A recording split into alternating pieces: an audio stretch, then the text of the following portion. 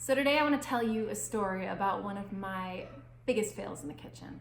And get ready because it's a doozy. So this happened back in the day when I was dating my husband, Justin. I was in my early 20s and I was just starting to get my feet wet with the whole idea of cooking for myself.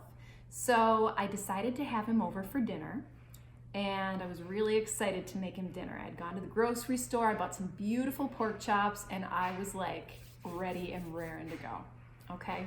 So I made the dinner. I plated everything up. I had these pork chops, mashed potatoes, applesauce, and some sort of veggie, probably broccoli. And we sat down to eat. And so he cut a big old piece off and he's chewing it and chewing it and chewing it. And I'm talking a good 2 minutes, which when you're just watching someone feels like an eternity, and just chewing and chewing and chewing. And so I'm watching him and he's got this look on his face and it almost looks like he really wants to spit it out. But we were pretty early in our relationship and we were not yet at the point where we were comfortable telling each other when something was really just not that good. Like maybe the food that I had made wasn't that tasty in this case.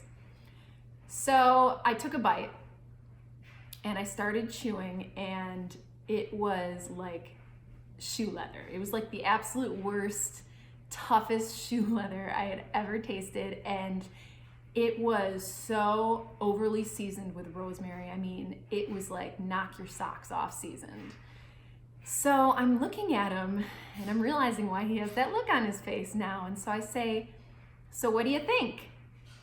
And he looks at me with a tight little smile and says, "It's good." And at that point, I just started cracking up and I looked at him and I said, "Come on, it's absolutely terrible. Let's order a pizza." And we both had a laugh and then we ordered a pizza. Now, the reason I'm telling you this story is because that was a pretty big fail. And I could have in that moment been mortified. And I'm sure a small part of me was, right? I'm trying to impress this new boyfriend with my amazing cooking skills and it just went completely wrong. Okay, total fail on my part. But here's where the moral of the story comes in. Instead of feeling like a failure and being completely and utterly mortified, I actually used it as an opportunity.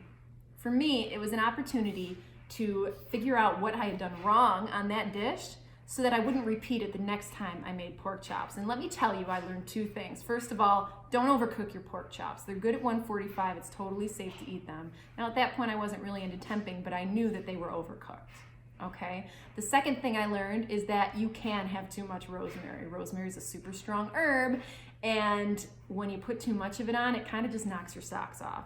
So after that, I knew to kind of have a light hand and go easy on the rosemary when I was cooking with it. Now, the big takeaway here for you is to stop looking at screw-ups as failures. Stop looking at it as you losing and start looking at it as a really awesome opportunity for you to figure out how to make it better next time, okay? When you shift your mindset from failure to opportunity, suddenly you're not so bummed about your screw up and suddenly you're excited to get back in and try it again. And that's what I want you to do. I want you to take any small fails and use them as a chance to learn. Turn it into an opportunity. And when you do this, you're gonna start feeling more confident in the kitchen and you're gonna start feeling more comfortable in the kitchen. And you know what? If and when you screw up, because I'll tell you, I screw up constantly in the kitchen. Ask my husband and kids. Some of the meals that I serve them are just rough, are seriously rough.